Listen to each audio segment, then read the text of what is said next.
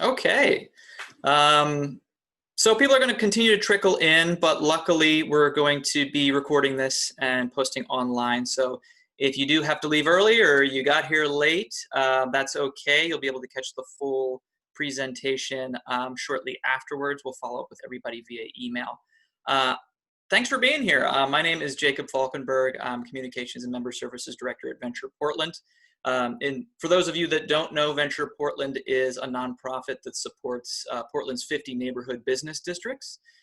So through training, technical assistance, marketing, and grants, we support over 29,000 businesses in the city of Portland. So just a couple of ground rules for our meeting today. We want to have a respectful conversation. As I said earlier, in order to manage all these attendees, we ask that you stay muted and keep video off and use the chat function if you have to ask a question. We also ask that questions are kept broad. We don't have a whole lot of time today, just under an hour. We can't really get into the details of specific spaces for business owners, but we will follow up with the county after the meeting. If there's anything we're unable to get to, we will answer those questions in our follow-up email. And as I said, there's going to be a video available on YouTube afterwards, so we will provide a link to that as well. But without further ado, I'd like to go ahead and introduce our panelists today. So from Multnomah County, we have the Multnomah County Chair, Deborah Kafoury. So thank you for being here, Chair Kafoury. We also have Jeff Martin from the Health Department and Christine Longmuir from Two Rivers Books in St. John's.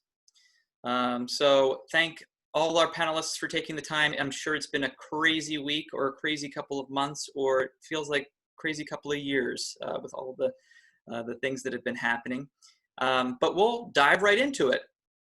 So I want to just start by talking about the big news. So Chair Kafoury, the last 24 hours, some really exciting developments have come to light, and it looks like there's a light at the end of the tunnel for a lot of these businesses. You want to talk a little bit about some of those recent developments and what you've been up to? Sure. I'll just give a little background on where we've been and where we're going. But I'll start with saying good afternoon and introducing myself again. I'm your Multnomah County Chair, Deborah Kafoury.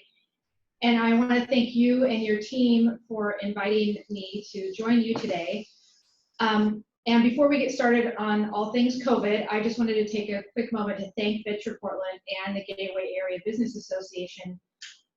Your partnership in helping us develop the changes to the county's business income tax back in March. I know it seems like it was years ago, but it was just a couple months ago, but your assistance was particularly valuable, so thank you. I know that this emergency has taken a toll on everyone over the last several months. It has truly been an unprecedented challenge for our community.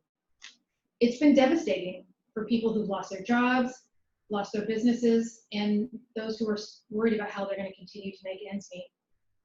And it's been an especially traumatic time for those who've seen their loved ones fight through the serious health problems caused by this virus, as well as those who've tragically lost loved ones to this pandemic. And my sympathies are with those families. As of today, 59 people have died, and more than 1,000 people who've become ill. And that's people who range in age from 14 years old to those in their 90s, and they're our neighbors right here in Multnomah County. But what gives me hope is seeing the ways in which people and organizations have stepped up for each other. Some more visible than others, but all working to the same end, and that is to protect each other. The data is clear that social distancing and staying home as much as possible has made a difference. A huge difference. The spread of the virus has slowed, and our hospital systems have not become overwhelmed. This would not have happened without everyone's cooperation and sacrifice. We have literally saved lives by staying home. The only way we can protect ourselves is if we commit to protecting each other. And now, as we transition from preventing a disaster to living with the pandemic, we can't stop keeping others in mind. Starting on May 15th, the governor loosened restrictions on retail, some childcare, and summer camps, most of which can now open if they adhere to state-issued guidelines. Moving beyond this limited reopening and to be ready for phase 1 of the governor's reopening framework, counties must meet conditions set by the state. And in addition, we have added some conditions specific to Multnomah County. As you said, yesterday was some big news. I was happy to announce that we have met several new benchmarks, including personal protective equipment for first responders and key health and social service agencies, 14 days of declining hospitalization overall, and declining cases in Black, Indigenous, and communities of color, and the ability to perform contact tracing for 95% of all new cases within 24 hours. I'm now confident that we will be able to apply to the state for phase 1 reopening on June 5th with a target date of reopening for June the 12th.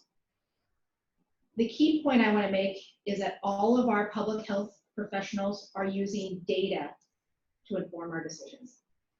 And because we know that data can be biased or used toward unequitable ends, the county is collecting and analyzing and using data through an equity lens that ensures that no one is left behind. And this is going to be key to going forward because we are not out of the woods yet. The reality is, until we have a widely available vaccine for COVID-19, we are not going back to normal. We've learned that COVID spreads even more easily than we originally thought, and it strikes people of all ages. We have not beaten COVID-19. What we have done is to buy ourselves time to prepare. We know that the virus will spread as we come back together, but we can take some simple steps to protect ourselves and our families. We will need to stay vigilant, and that means continuing physical distancing to the extent possible, wearing face coverings, and frequently washing our hands with soap and water. We are all going to have to adapt our daily lives, expectations, habits, and routines for the foreseeable future. And we must stay alert to where the disease is moving in the community and be quick to adjust. I also need to note that the only way that we can reopen in a way that safely and equitably moves every corner of our community forward together is with significant financial help.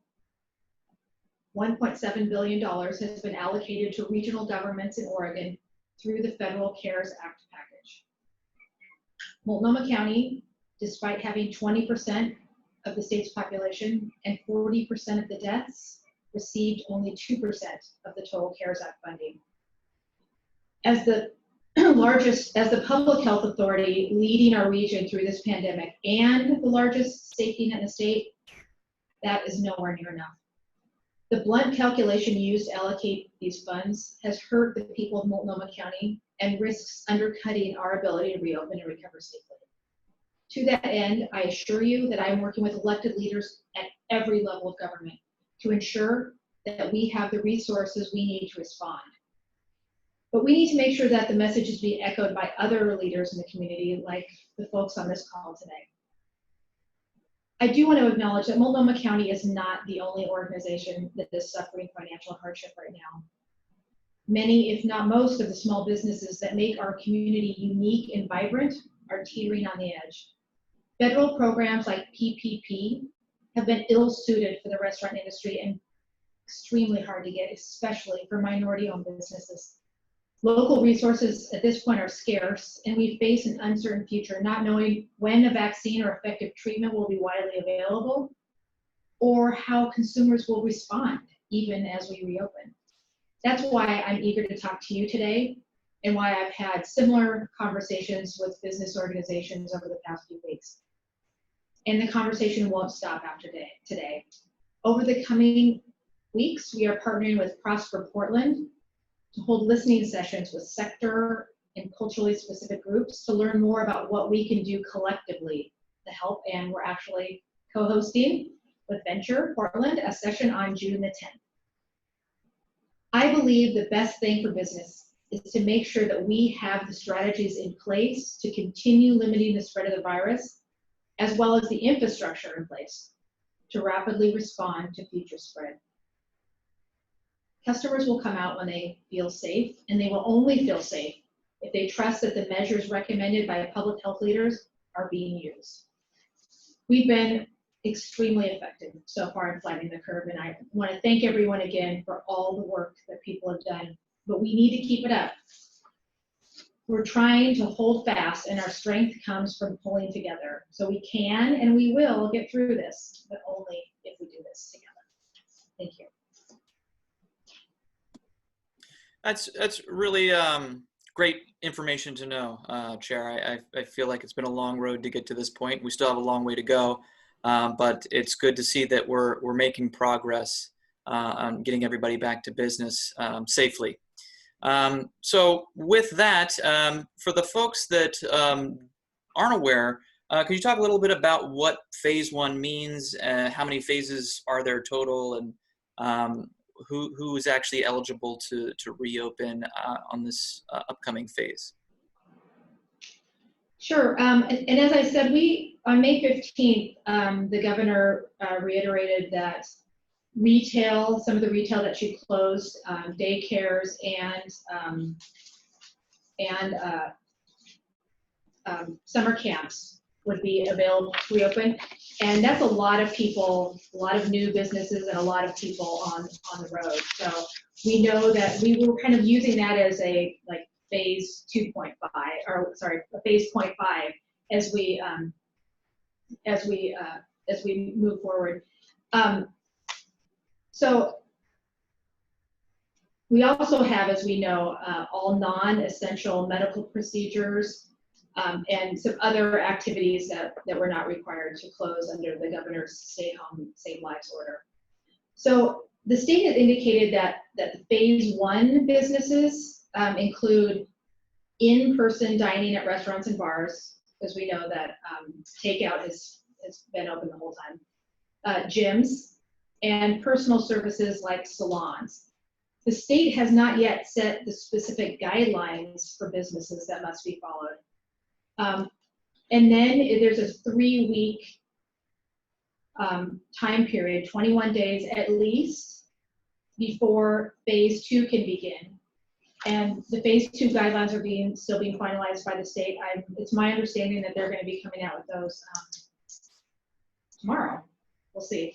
And then phase 3, then there'll be another 3-week period. And then phase 3 actually won't start until there's a vaccine or effective treatment. And that included in phase 3 are the large gatherings. That's good to know. So for the phase 1 requirements, all the counties in Oregon, do they have the same requirements? And what's the county's role in setting those requirements versus enforcing them, and the state? So I know there's lots of different people at play, or agencies at play here. The state may be setting requirements and the county has to meet those requirements. Can you talk a little bit about how that dynamic works? Yes, and I will not blame anyone if they're confused. I am often confused myself. It's challenging to understand who's in which role. And I mean, most people aren't even quite sure what the difference is between the county and the city. So this is a new uncharted territory that we're in. So I'll just be general. The county implements state programs. That's kind of the overarching. And it's true for certain regulations, and it's true also for many of the social safety net programs that we operate. The county is the largest social service provider in the state, and we are the local safety net, in addition to being the lead public health agency. We've been working extremely closely with the state from the very start of this pandemic, and will continue to do so. And that's true for me, it's true for our health officers, and it's true for our Multnomah County staff, who coordinate with their state colleagues on a daily basis. Great, thanks for clearing that up. I wanted to ask Jeff a question now about the guidelines for the businesses. What is required of them? What is recommended of them? Jeff, can you speak a little bit about the businesses being affected by this most recent phase 1? What are they being required to do to be seen as safe in the eyes of the health department?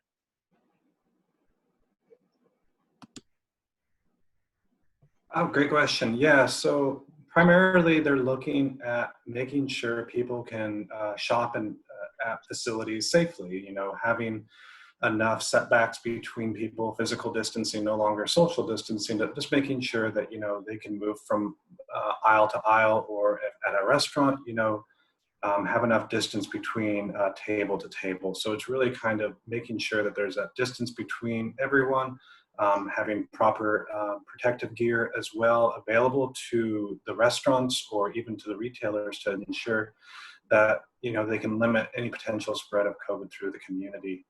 A couple other things, we're just removing as many potential sources of transmission as possible, removing, the excess things that you can touch when you go into the facilities. So again, just removing as much things that you can handle and, when you're out shopping. And that's mainly to prevent the spread between customers. Is there anything specifically that businesses should do to protect their employees? Because it seems like those are the most vulnerable. They're having the most interactions.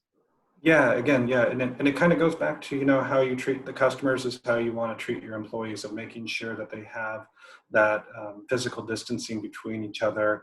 You have that protective gear to ensure that they have a mask, or if they need gloves, and they're wiping down equipment as needed. And again, making sure that they know that if they're feeling ill, that they don't come to work ill, because they don't want to spread it to your other coworkers or even to the people that you're serving. And what kind of things are actually required of businesses? So do they have to have signage up? I know there's for restaurants, there's the 6 feet apart for tables. Anything specific for retailers around, do they have to sanitize their merchandise? Things like that. I mean, there's lots of, there's the requirements and best practices that, that we're seeing throughout the community. And, we have some restaurants that are just going above and beyond of, how they're operating, making sure that they're cutting out the menus and, cutting menus down so, they can allow the employees to have work with less so they can serve people, more safely. For retailers, cleaning is going to be something that's going to be really up to you, but, sanitizing frequently, with, a sanitizing solution. If you have cloth, you can always steam clean things. But again, there's a variety of things that you can do. And again, most importantly is wearing that protective gear and physically distancing yourself when you're out, when you're open. And I know there was a worry about a shortage of protective gear. Is that still a concern? Is there a resource that businesses can go to, at the county to purchase or get any of those things? I am not entirely sure if the county has that resource. I can definitely get back to you. But yeah, I know that the resources are starting to come in more available throughout the community. And that's one of the reasons too, we were moving forward with the reopening phases. So, they are becoming more and more available for our first responders and, the essential employees. But, there are also, some of the equipment that you want to use are intended for medical workers. So like those N95 masks, you don't want to equip your employees with those because, those are really intended for people that are being exposed to the virus, in other facilities. Great. Good to know. And that's a good segue into a question I have for Christine. So Christine, you've been operating for a couple weeks now. Your business has been open. You want to talk a little bit about your experience? How has business changed? What were your struggles in opening your doors, and how has business been these past couple of weeks?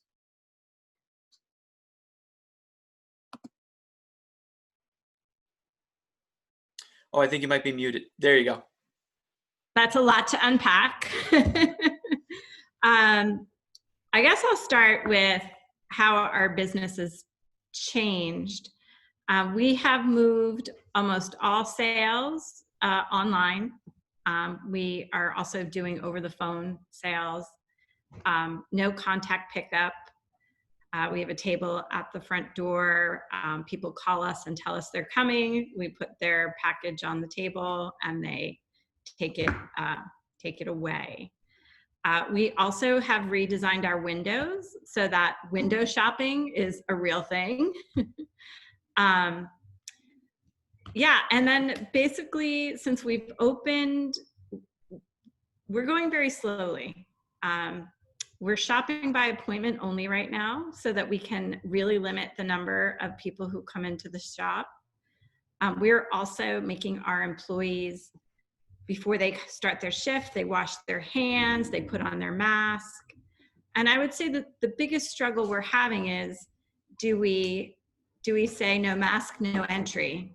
Because there are people who want to show up without a mask. And personally, my partner and I both want it to be that way, no mask, no entry. But we're not providing free masks because we really don't have the money for free masks. So I would say that that's probably the biggest challenge. And then educating the public.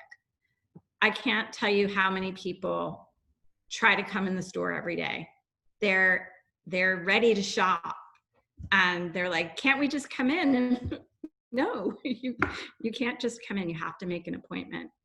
And that the appointments help us also with contact tracing. So we know who's in the store. Yeah, did I get everything? Yeah, well, you want to talk a little bit about how you've kind of rearranged your space to make it a little bit more accommodating. I know retailers, especially in neighborhood districts, they are working in very tight spaces. So is there anything you've done to kind of make it easier for people to distance when they're in the shop? Yes. So customers have to hand sanitize at the door. We have arrows. Am I still on? Something's happening. Yeah, we can still hear you. Okay, all right. We have arrows on the floor. We also have the squares that are 6 feet apart. We don't allow more than 2 people at a time in the store. And then all of our displays are as spaced out as possible so that no one has to touch anything.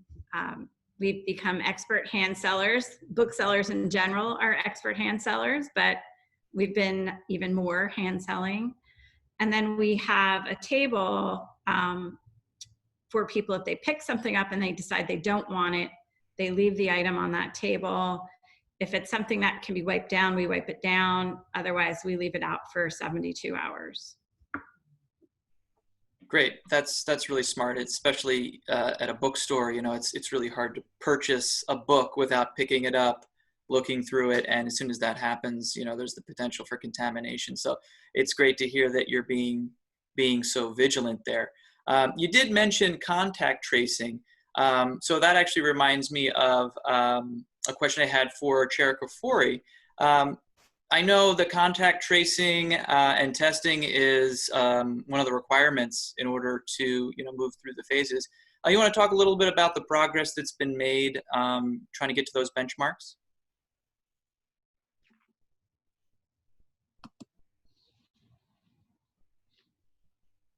Thank you. Yes, the new function that adds a little extra IQ tests to these conversations.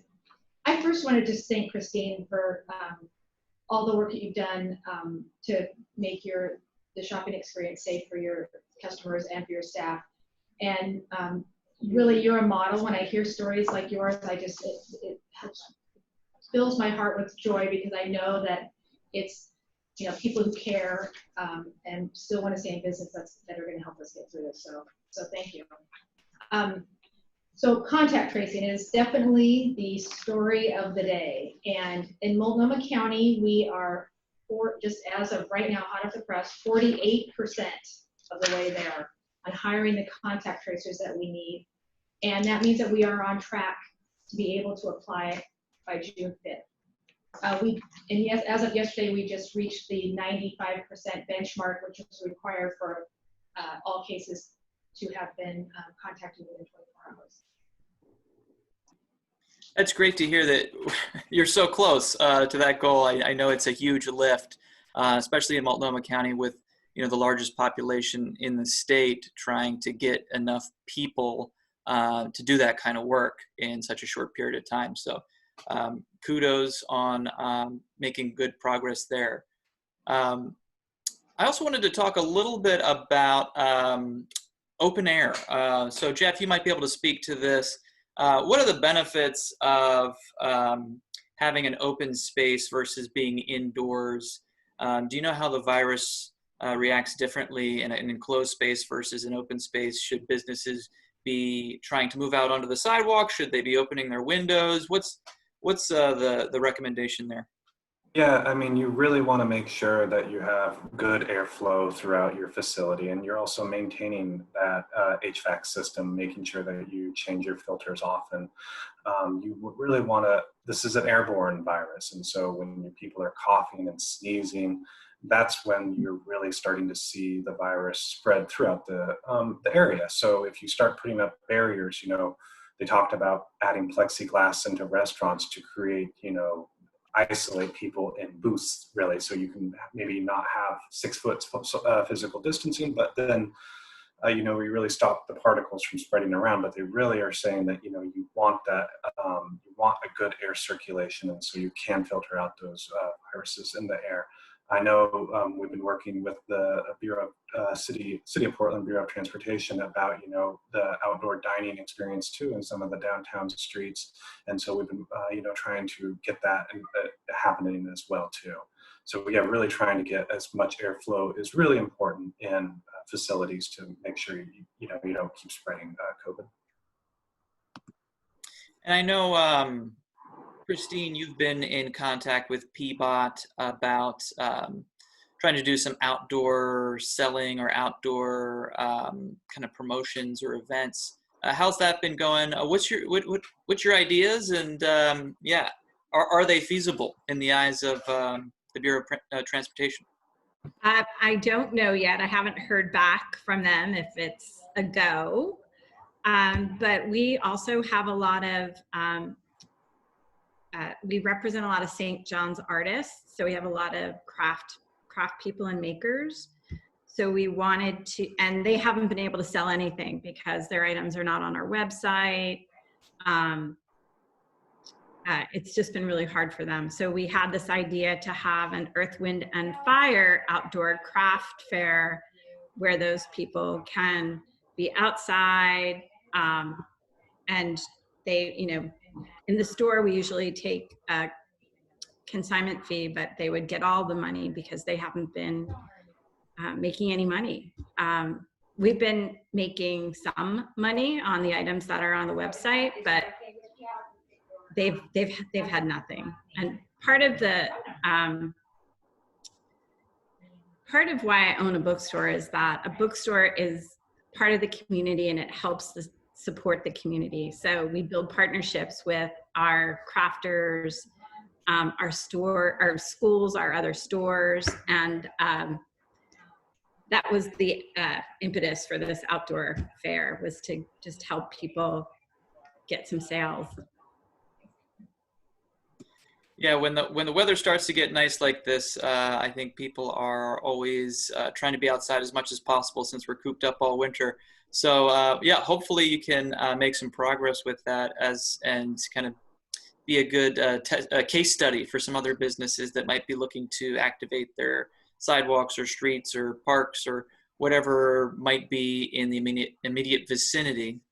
And I just want to remind everybody that we are taking questions from the audience. So if you do have a question, go ahead and put it in the chat and we'll get to it as soon as we can. I wanted to talk a little bit about liability. So once businesses are allowed to reopen and they're having a lot more contact with their customers, if a customer goes in the store and gets sick, can the business be held liable? If an employee gets sick, can the business be held liable? Is there a precedent for that, or do we know?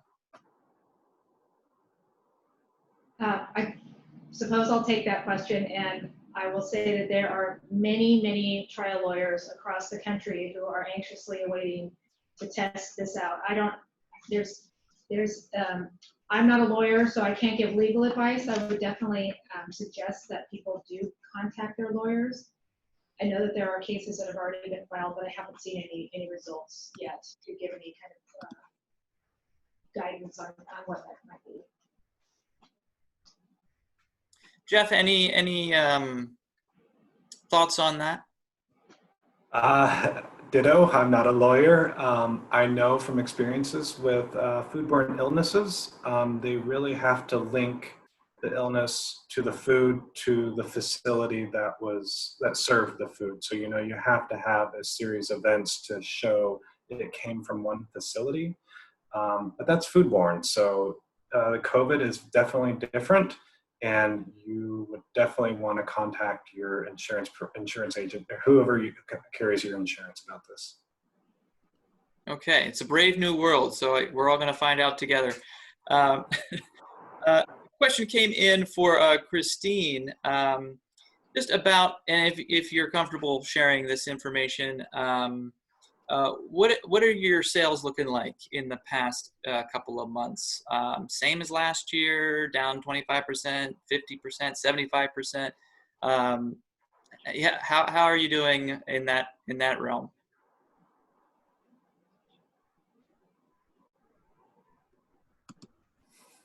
Sorry, had to get the unmute button. So sales are down. We make a lot of, I don't want to say we make a lot of money, but one of the things that we do, we hold a lot of events and a lot of community events. We have a singer-songwriter night. We have artists at open studios and craft days. So we've lost all of that money. We've been working really hard on trying to move those kinds of events to virtual platforms. But I guess if I had to say a percentage, we're probably down 60%. Wow, that's pretty significant. Have you had to do any layoffs as a result of that? So right when this happened, we started working with our landlord. So we have a great partnership with him, and he's given us reduced rent, and we got the PPP. So we were allowed to bring, almost everyone came back. And then we added one new employee to help us manage the virtual side of things. That's great. I'm glad that it worked out for you between, you know, having a landlord that was willing to work with you and getting access to those funds, because I know that's been a struggle for a lot of small businesses.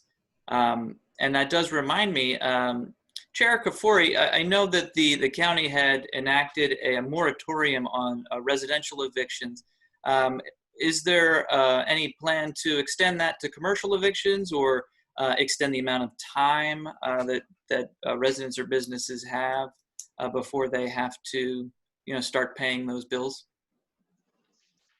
Yeah, this has been a real hot topic, as we know that when people either have lost their jobs or their businesses, as Christine said, not making the money that you expected and had planned on, paying rent is really a hard thing.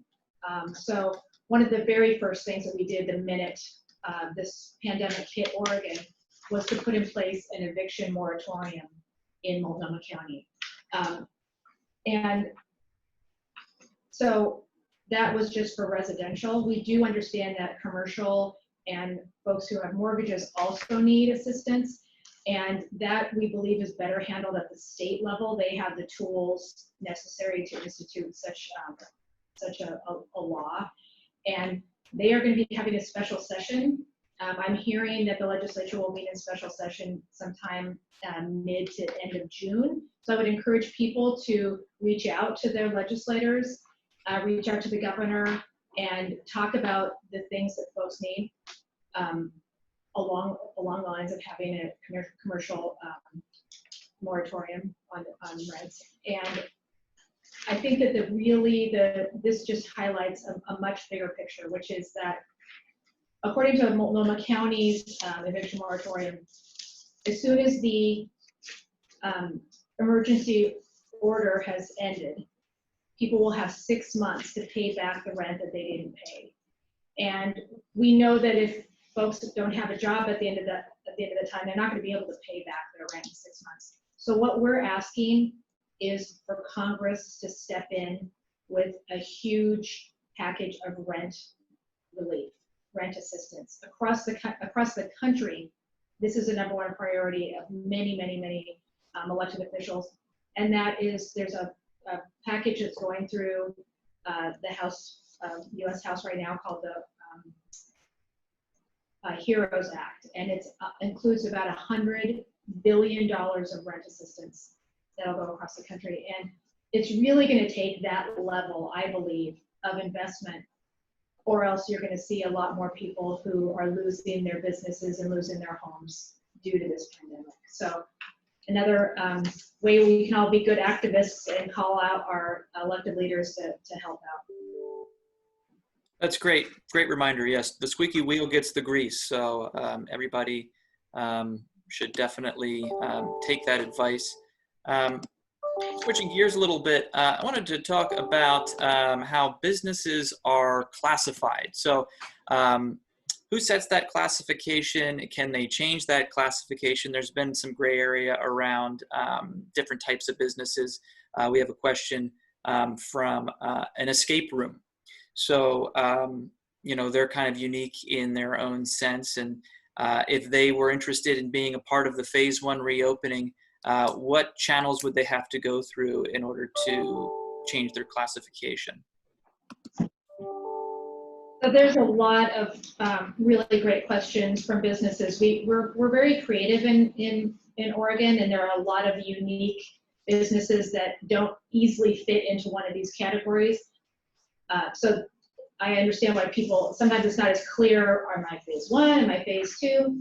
But if people have specific questions like that, they really should contact the governor's office and the state, because as I was talking about earlier, the state sets the overarching guidelines, and then we follow those guidelines. So we are not at the liberty to say what the governor has and the state has thought is in phase 1 or phase 2. I do know that phase 2 does include more office type settings. So those will not, in Multnomah County, those type of businesses will not be able to reopen until 3 weeks after we go into phase 1. And I do know from the governor's orders and what the county is recommending as well, which is we believe that until there's a vaccine or a cure, we're going to be living in a new normal, which is living with this pandemic. So many businesses have found that teleworking and telecommuting for their employees, while it might not be ideal, I mean, obviously there's some downsides to it. For many businesses, they say it's working just fine, and I would recommend to stay doing that. We're, as an employer ourselves, Multnomah County has over 6,000 employees. We're grappling with these same issues as well.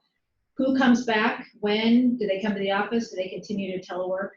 And so we're looking program by program, department by department to make those decisions. Yeah, that's actually really relevant. There was also a question about office environments and how they fit into phase 2, and it sounds like a lot of that is still being sorted out, as you know, that won't be a possibility until, as you said, at least 3 weeks after phase 1. So more information on that to come. I'm curious to hear about some resources available. So are there any resources that businesses can tap into, whether it be technical assistance or just help with, you know, the guidelines and adhering to those guidelines?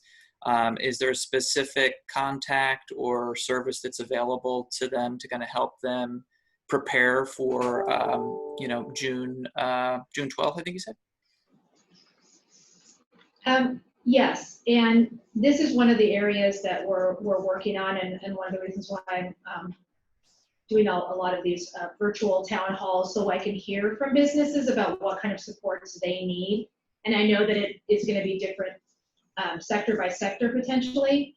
And we're working very closely with Prosper Portland. Multnomah County does the social services side, and the cities in the county handle more of the economic development side. So they have, for example, Prosper Portland is the economic development arm for the city of Portland.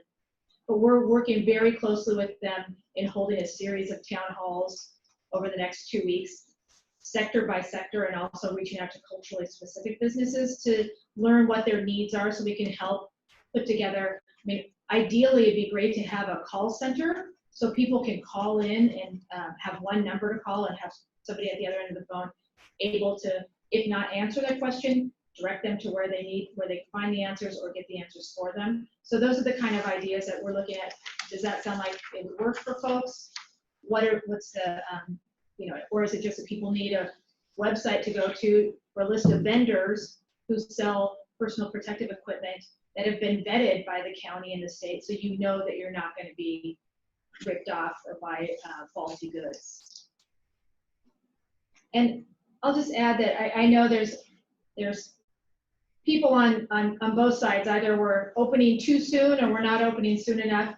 And we've really tried to err on the side of caution, just because we know that it's not just as easy as turning the sign, flipping the sign from closed to open, that there are a lot of things that businesses have to look at.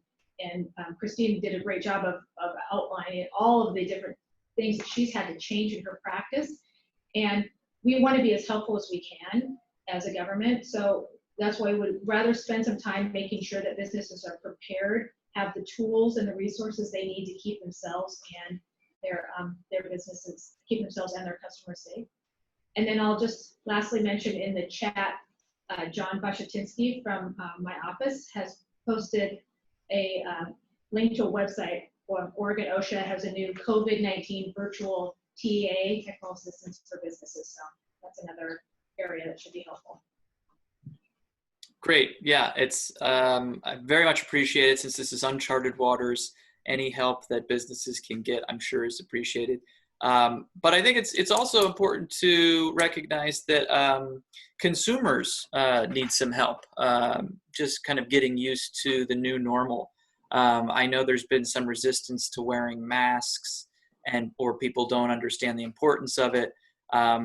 Is there anything that the county or Jeff, if the health department is doing anything to educate the public on what they should be doing beyond, just the general guidelines for being in public, especially the wearing of masks? And if someone comes into a business and they refuse to wear a mask, could that business deny them entry into the business?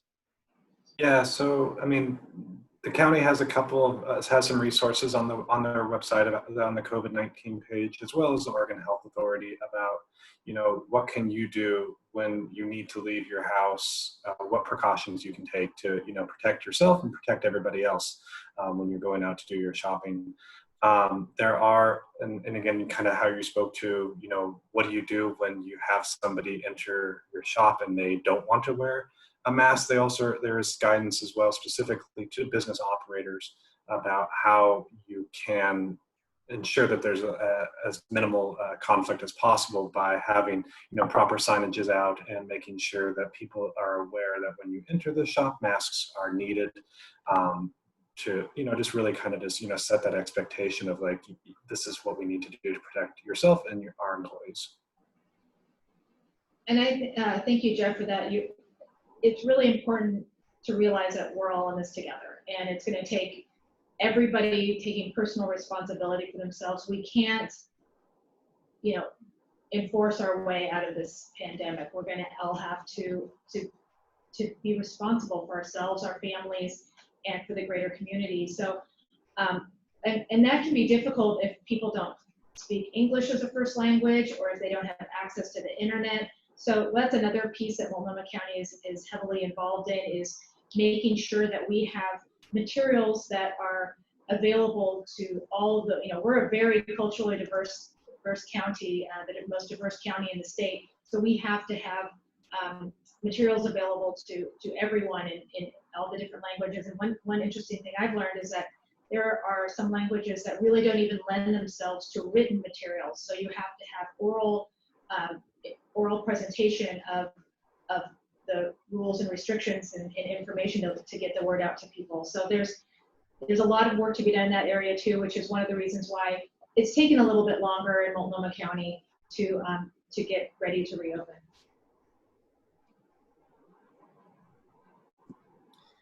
I had another question about bathrooms. Businesses, should they be opening their bathrooms to the public? Should it just be for employees only? Is there any guidelines around, do these need to be sanitized after every use? Is it even worth it? Most of these businesses, they have 1 or 2 people on the floor, and it's just not possible. So any guidelines there? Yeah, I mean, I think bathrooms are really important for everybody in the community, especially, a lot of the restaurants now of only doing takeout, they've really shut down as much as possible. And, there's a lot of people still out and about that need restrooms. I mean, we get a lot of phone calls from, delivery services, people are struggling to find restrooms. And so, having restrooms available is really super important to everybody and wherever they are in life. But yeah, routinely cleaning those with, simple sanitizing solutions can be easily done. This is not really a hardy virus. It doesn't live a long time on the surfaces of, on hard surfaces. So, there's multiple chemicals that you can use, some more environmentally friendly and some, just like normal bleach. It doesn't take much bleach to kill this virus because of how it's made up. So yeah, bathrooms are super important, and routine cleaning will prevent a lot of problems from happening. Good to know. Yeah, I think it's about finding a balance between if you have the capacity to do so. If you've got somebody out on the floor, cleaning between each use might not be possible. So I think that's something we're gonna learn as we go as well. Another question came in the chat about downtown. Downtown retailers depend on large office towers to bring people in for lunch or for other shopping. Any thoughts on when those types of environments might be occupied again? So high-rise spaces, are those kind of classified differently than your your smaller storefronts? Sure, I'll take that one. The governor's outlined that between each phase, there needs to be a 21-day period to assess, to be able to track down, because we know, as we've been saying, that once we reopen, the virus is going to spread. There will be more cases, and we are doing more and more testing, so we will potentially see the number of cases grow. So there needs to be a 21-day window between each phase. So if Multnomah County reopens for phase 1 on June 12th, then the soonest you would see these high rises in downtown Portland reopen would be 21 days after that. And then, as I said, I don't think it's going to be like, bam, business as usual. I think it's going to take a while. There will still be people, until we have a cure or a vaccine, there are still going to be people who will be teleworking. One thing that we're looking at for Multnomah County in the office buildings that we operate in is still need to have the physical distancing in the elevators. So we have spots marked off in the elevators, only have 2 people at a time per elevator. Well, think about for a 33-story building, only having 2 people at a time on the elevator. We're going to have really, even the smallest details have to be rethought as we look at how we reopen safely and carefully. That's so true. So yeah, I think every day it seems like something new comes to light, and new information is kind of just rapidly appearing before us. So I'm sure we'll know a lot more tomorrow than we know today. But I want to be respectful of everybody's time. We are coming up on 2 o'clock.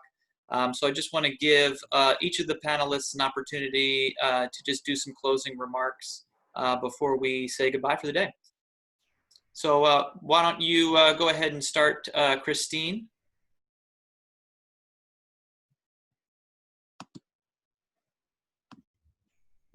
I think during this time, we really need to use our brain. There are a lot of smart people out there that are not making smart choices because they're either just not using their head, they've been secluded for too long. But if there's a way that we can really educate the public on why we're not letting you in the shops. I belong to the Boosters, which is the St. John's Boosters, which is our local neighborhood association. And we got a sign that we distributed to retailers on, for them to put up for customers to come in and what they should do. But we do have customers who won't wear a mask, and they're smart people. So I don't know how to educate those people. If the county can help us, that would be great. Thanks, Christine. Jeff, you want to say anything before we go? No, I mean, yeah, no, this is a learning experience for us all. Every day, every week, we have learned something new about the virus, and, things are changing on a rapidly pacing time frame.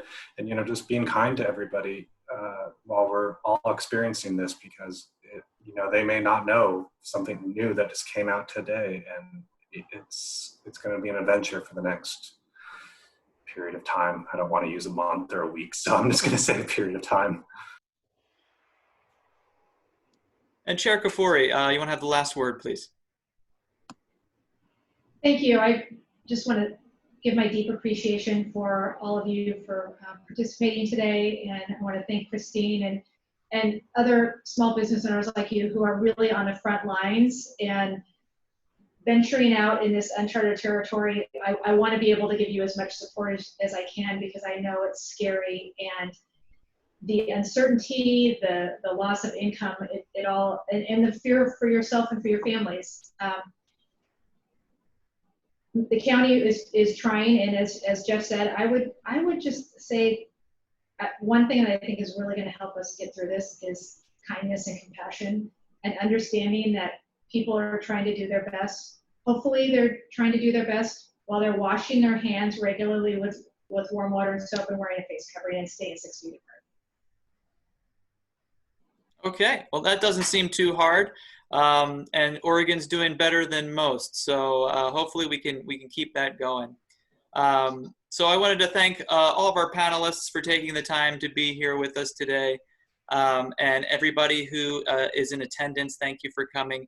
We are doing another session for restaurants on Monday, June 1st with Prosper Portland.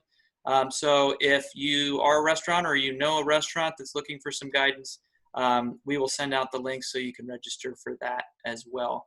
In the meantime, stay healthy, take care, and enjoy the sunshine, everybody. Thanks for coming.